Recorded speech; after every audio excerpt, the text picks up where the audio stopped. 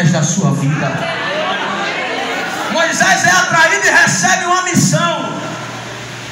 E a missão que Moisés recebe é justamente de retornar ao Egito, que há 40 anos atrás Moisés havia saído de lá como um fugitivo.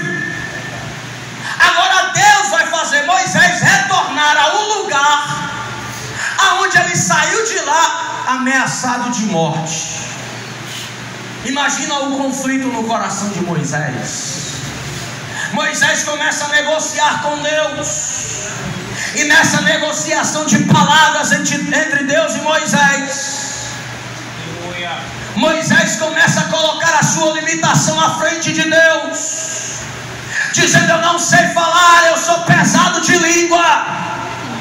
Mas o que me chama a atenção é a resposta de Deus para Moisés. Quando Moisés diz: como que eu vou falar diante de Faraó, visto que eu sou um homem pesado de língua?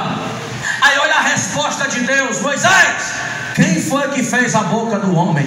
Glória a Deus. Quem foi que fez os olhos do homem? Quem foi que fez o mudo? Quem foi que fez o surdo? Quem foi que fez o que vê, o que enxerga? Vai, eu serei com a tua boca. O Senhor está dizendo: não coloca a tua limitação à frente do chamado de Deus, porque o chamado de Deus é maior do que as nossas limitações. Talvez você esteja dizendo: eu não sei pregar, eu não sei cantar, eu não sei falar, mas o céu está dizendo: ainda que você não saiba, eu te capacito. Ainda que você não se ache capaz, Deus ainda capacita para que o seu nome seja glorificado. Olhe para essa pessoa que está do seu lado e diga para ele: para de colocar empecilho. Deus quer usar a tua vida. Para de colocar empecilho. Para de dizer que não sabe. Para de dizer que não vai. Porque quem está te levantando não é um homem comum. Quem está te levantando é o leão da tribo de Judá. Se ele prometeu, ele é fiel para cumprir. Se ele disse que faria, ele vai fazer. Porque ele não é homem para que minta, nem filho do homem para que se arrependa. Deus vai cumprir com cada palavra que saiu da boca dele em teu favor. Quem acredita, adore o nome de Jesus. Através de Moisés, o povo agora vai receber a visitação de Deus. Você conhece o texto? A Bíblia diz que Deus vai derramar 10 pragas sobre a nação egípcia, subjugando o Faraó e toda a nação, que era a maior potência daqueles dias. E com braço forte, Deus arranca o povo da terra do Egito.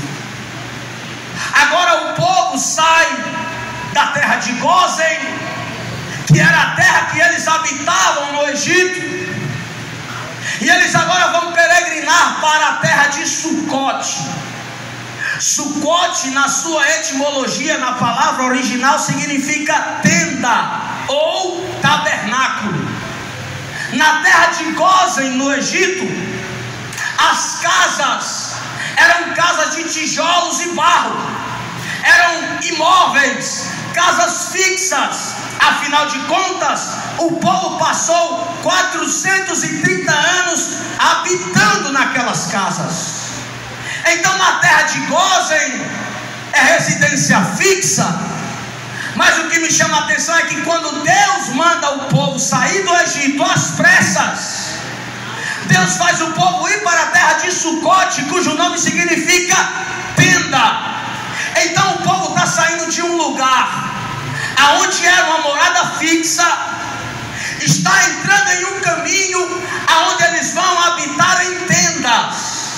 Tendas já era uma forma de Deus mandar um recado para o povo dizendo: agora vocês não vão mais morar neste lugar, porque agora vocês serão peregrinos em terra estranha.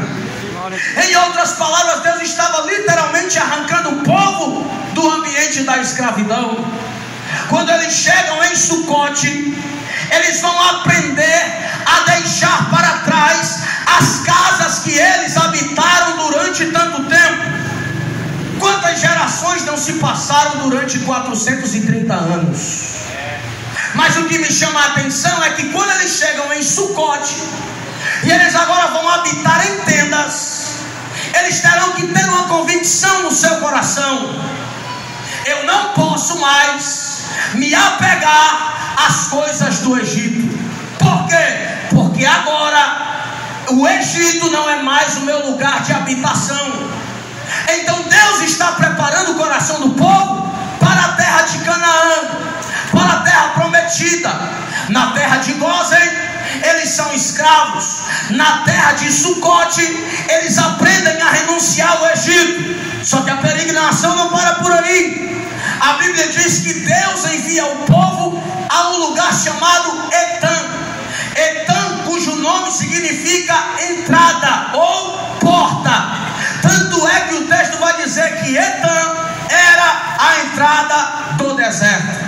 Então, pensa comigo, se o povo sai de uma condição de escravo, aprende a renunciar àquela condição, e agora estão diante de um lugar que é a entrada do deserto, que tinha um caminho aberto para o povo percorrer, você acha que o povo não ia se alegrar diante de uma porta aberta que está diante dos olhos deles? É lógico que sim, porque quem é que não se alegra quando uma porta se abre? Quem é que não se alegra quando contempla algo grande de Deus diante dos seus olhos? Peregrinaram durante 430 anos, mas agora eles estão diante de uma porta que era a entrada do deserto. Então o normal seria Deus falar para o povo: avante, adiante, porque a porta está aberta e o caminho está amplo para vocês percorrerem. Só que o que me chama a atenção, meus irmãos, é que ao invés de Deus permitir o povo entrar por aquela porta, a Bíblia diz que Deus fala com Moisés, dizendo o seguinte: Moisés, fala aos filhos de Israel que voltem, que retrocedam e acampem-se diante de Pi-Hahirote. Grave essa palavra, Pi-Hahirote. Pi-Hahirote significa beco sem saída. Então observe a cena. É como se você estivesse diante de uma porta aberta, um caminho aberto para você passar. Alguém que está na condição de escravo, tudo que ele quer é ser livre. Qual é o preso que não quer ser liberto? Qual é o escravo que não quer ser livre? Então, se agora o povo está diante de uma porta aberta, o normal era Deus mandar o povo avançar e fazer o povo passar por aquela porta.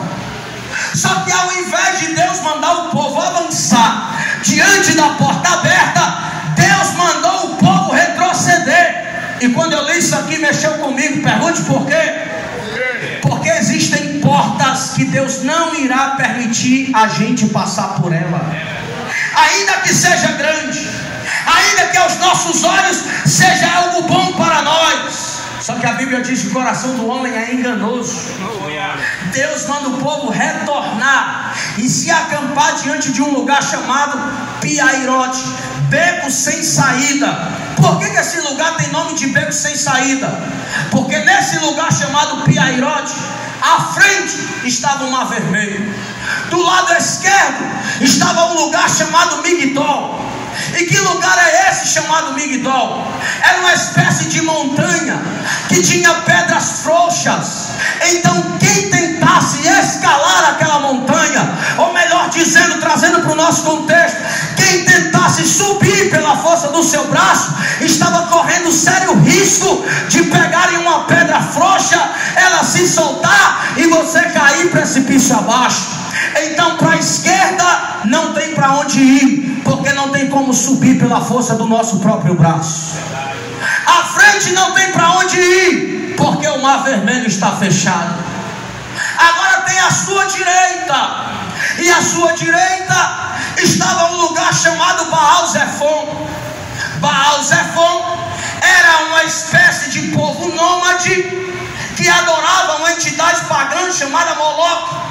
Esse povo era acostumado a levantar altares e sacrificar a Moloque os seus próprios filhos, como também os exércitos vencidos de inimigos, de pessoas rivais. Então para frente não tem para onde ir, porque o mar está fechado. Para a esquerda não tem para onde ir, porque a montanha tem pedras frouxas e ninguém consegue escalar. À direita não tem para onde ir, porque tem um povo ali pagão que está preparado para enfrentar Israel se eles tentassem atravessar para aquela localidade. Aí o que me chama a atenção é que Deus suscita o coração de Faraó, e Faraó vai dizer: perseguirei os filhos de Israel, porque o deserto os deixou embaraçados. A Bíblia diz que Faraó reúne os seus melhores cavalos, ele reúne os seus melhores carros, ele chama todo o seu exército e todo o seu poder bélico, e ele agora passa a perseguir a Israel. Agora imagine a cena: alguém que estava diante de uma porta aberta, agora Deus manda o povo voltar, manda o povo retroceder, e o povo que outrora estava diante de uma porta aberta, agora está diante de um lugar aonde à frente está o mar, do lado esquerdo tem uma montanha, do lado direito tem um povo pagão esperando eles para lutar contra e vencê-los, e atrás agora está vindo Faraó com todo o seu exército. Repita comigo, diga: Israel entrou num beco sem saída. Diga: Israel entrou num beco sem saída. Agora a pergunta que não quer calar: o que fazer diante de um beco sem saída? Pergunta para esse crente que está do teu lado: você sabe o que fazer diante de um beco sem saída? Tem gente que diante de um beco sem saída vai murmurar. Tem gente que diante de um beco sem saída vai desviar. Tem gente que diante de um beco sem saída vai chutar o pau da barraca e vai largar tudo. Só que o beco é sem saída. Desistir não vai ter resultado nenhum. Se não tem para onde ir à frente, nem para a direita, nem para a esquerda, então aqui eu quero te apresentar 3 opções diante do beco sem saída. Primeira opção: se render a Faraó. Faraó está vindo, e a intenção do coração de Faraó é matar o povo de Israel, é pegar o povo, trazer de volta para o Egito, reduzir com uma carga ainda maior, na condição de escravo, até o povo padecer nas suas mãos. Então, se o povo se rende à situação, eles iriam retornar ao lugar aonde Deus arrancou eles de lá. Então isso me faz entender que se render à situação não é alternativa. Por quê? Porque se a gente se render, a gente vai voltar para o mesmo ambiente da onde Deus nos arrancou. Então olha para esse crente que está do teu lado e fala para ele: se render não é solução. Aleluia.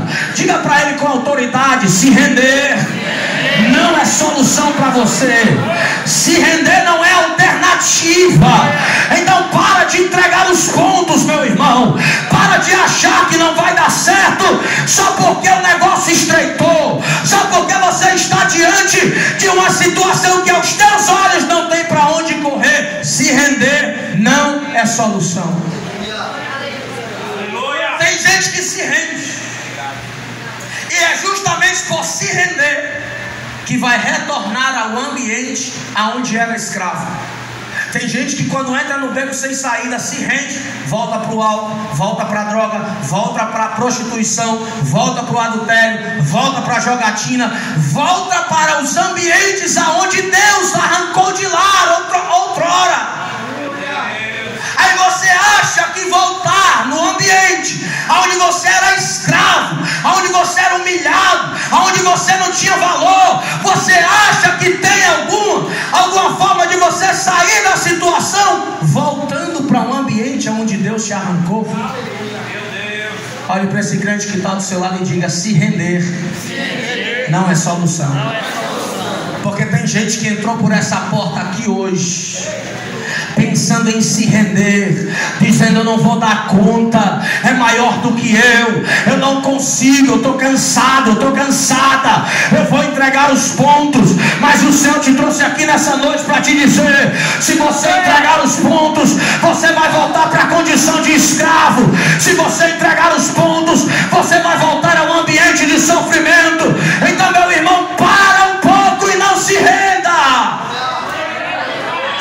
profeta para esse crente que está do seu lado. Pegue na mão dele aí e diga para ele: se depender de mim, você não vai se render. A gente vai orar junto, a gente vai congregar junto, a gente vai fazer campanha junto, mas se render jamais, porque se render não é alternativa, se render não é solução. Essa palavra, levante a mão para adorar. Deus está dizendo para alguém aqui: se render não é alternativa, paralisar no meio do caminho não é alternativa. Aleluia. Diante do beco sem saída, a primeira opção é se render. Se render a Faraó e voltar para o mesmo lugar que Deus já havia tirado o povo de lá. Segunda alternativa: lutar contra o exército de Faraó. Se eu estou falando para você que o povo era escravo, saiu de uma condição de escravo, agora que eles estão sendo livres, libertos, você acha que esse povo ia ter condições de lutar pela força do seu braço contra um exército que era a maior potência em poder bélico naqueles dias? Então isso me faz entender que lutar pela força do seu braço também não é alternativa. Por quê? Porque a situação é maior do que você. Se render não é solução. Lutar pela força do seu braço piorou. Você sabe por quê? Porque você não é capaz de vencer lutando do seu jeito. Olhe para esse crente que está do seu lado e diga para ele: luta do jeito de Deus que dá certo.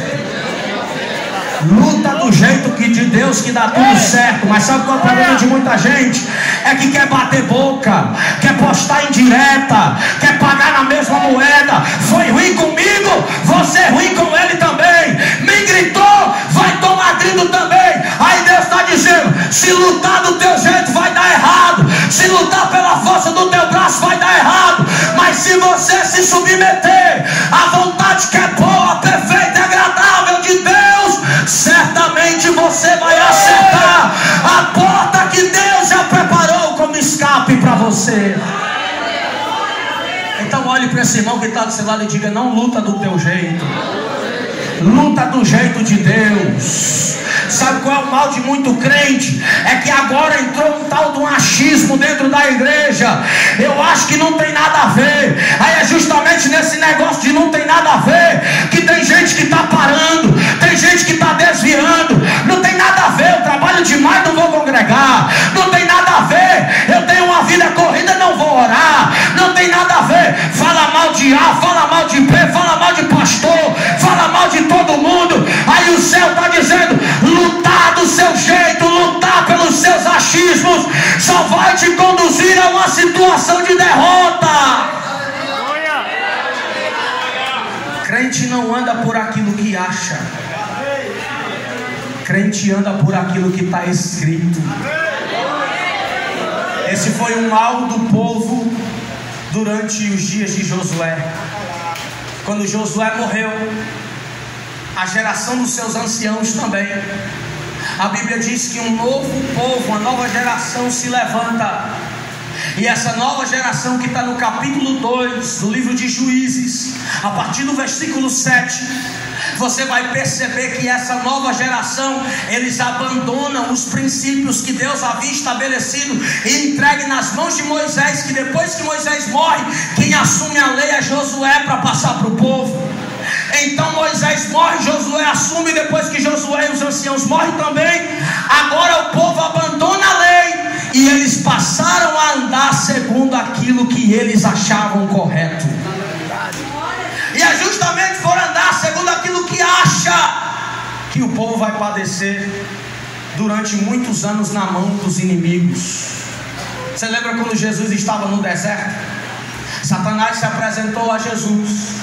Depois de Jesus jejuar 40 dias e 40 noites, a Bíblia diz que Jesus sentiu fome. E foi justamente na necessidade de Jesus que o diabo se apresentou com uma pedra na sua mão. apresentou a Jesus e disse: transforma esta pedra em pães. Jesus tinha poder para transformar, sim ou não? Mas o fato de Jesus transformar a pedra em pão não mudaria quem estava proporcionando a pedra. Porque a gente sabe que Deus tem poder para mudar, mas quando é entregue nas mãos do diabo não tem jeito. Então não aceita aquilo que está vindo do diabo com esse negócio que Deus vai transformar. Se é o diabo que está entregando, se é o diabo que está abrindo, se é o diabo que está proporcionando. Tem certas alegrias aí que o povo diz: não, se está dando certo é Deus que está no negócio. Mas não é não, irmão. Tem muita pedra que o povo está comendo pensando que é pão, mas o céu me trouxe aqui para dizer para alguém: ainda a crente tem que andar pela palavra, tem que viver pela palavra. Quem está entendendo o que eu estou pregando, levante a mão para adorar e enche essa casa de glória a Deus. Se tu andar pelo que tu acha, vai dar errado. Jesus não olhou para o diabo e disse: eu acho que dá certo transformar essa pedra em pão. Jesus disse: está escrito, nem só de pão viverá o homem, mas de toda palavra. É a palavra, irmão. Não abra mão da palavra, permaneça na palavra, se sustenta na palavra.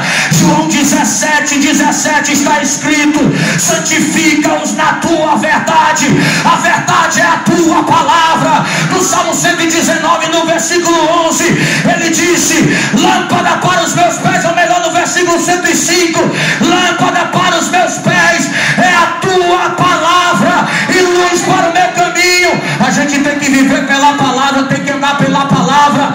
Crente se sustenta pela palavra. Diga para quem está do teu lado: se tu for pelo que tu acha, vai dar tudo errado. Mas se tu for pela palavra, vai dar certo.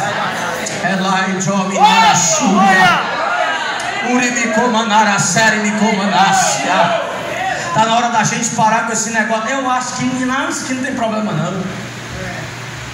Está na palavra. A Bíblia te dá respaldo. Se der respaldo, então vai que dá certo. Mas andar pelo que a gente acha dá tudo errado. E o que me chama a atenção é que diante da situação, o povo que está agora diante daquele beco sem saída, se eles fossem lutar pela força do seu braço, eles iriam perder essa guerra e perder de forma humilhante. Então eu quero te apresentar a terceira opção. A primeira é se render. Se render não é alternativa, porque vai voltar a ser escravo. Lutar contra também não é alternativa pela força do seu braço, porque vai perder a guerra e vai ser humilhante a derrota. Então qual é a terceira alternativa? Essa é a mais notável para a gente: confiar no Senhor. Confiar no Senhor. Se render não é solução. Lutar contra muito menos. Mas confiar no Senhor. Você sabe por quê? Porque os que confiam no Senhor serão como os montes de Sião, que não se abala, mas permanece firme para sempre. O céu está dizendo: eu não te coloquei nesse beco sem saída para você se render. Eu não te coloquei nesse beco sem saída para você lutar pela força do teu braço, lutar do teu jeito. É para você confiar, é para você permanecer e permanecer confiando no Senhor. Pega na mão desse crente aí, pega na mão dele, chacoalha ele aí e fala para ele: você está precisando confiar mais, você está precisando depositar mais confiança. O problema é que tu murmura muito, o problema é que você quer lutar do teu jeito, mas o céu está dizendo: confia que vai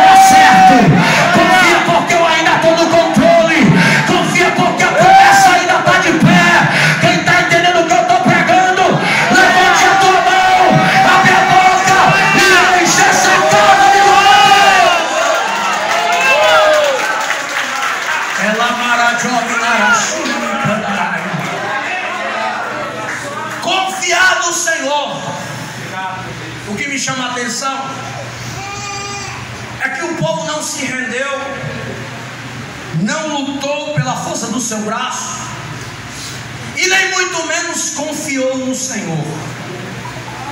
O povo se precipitou porque eles, quando perceberam a poeira que vinham dos pés dos cavalos de Faraó, eles entenderam que os egípcios estavam se aproximando do seu acampamento. Então, ao perceber Faraó se aproximando, a Bíblia diz que o povo clamou a Deus. Só que o clamor do povo não era um clamor por socorro, era um clamor de murmuração.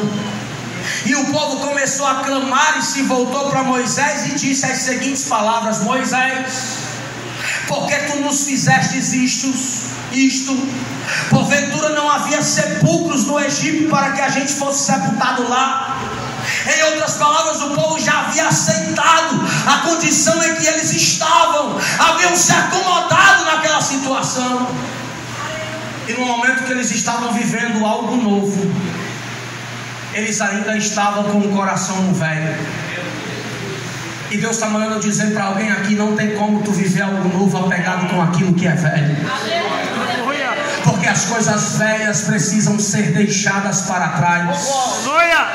Não tem como abraçar o novo agarrado com coisa velha. Velhas práticas, velhos costumes, velhas amizades, velhas alianças que só te reduz a uma condição de escravo. O céu está dizendo: eu tenho uma coisa nova para fazer, mas você precisa deixar aquilo que ficou para trás. Passado, não vos lembreis das coisas passadas e nem considereis as antigas. Eis que eu faço uma coisa nova. Aleluia! Diga para esse crente: Deus está fazendo algo novo, mas é preciso abandonar o que é velho. Irmão, tem que abandonar o que é velho. O que me chama a atenção é que o povo murmura. Aí Moisés vai clamar ao Senhor, está no texto. Quando Moisés vai clamar ao Senhor, o texto diz no versículo de número 15, que o Senhor, respondendo a Moisés, o Senhor diz as seguintes palavras: porque tu clamas a mim, Moisés? Diga a este povo que está murmurando, diga aos filhos de Israel que? Diga aos filhos de Israel que? Mas espera aí, o povo não era escravo? Quem marcha não é soldado? Então por que Deus está mandando o povo marchar, sendo que o povo era escravo?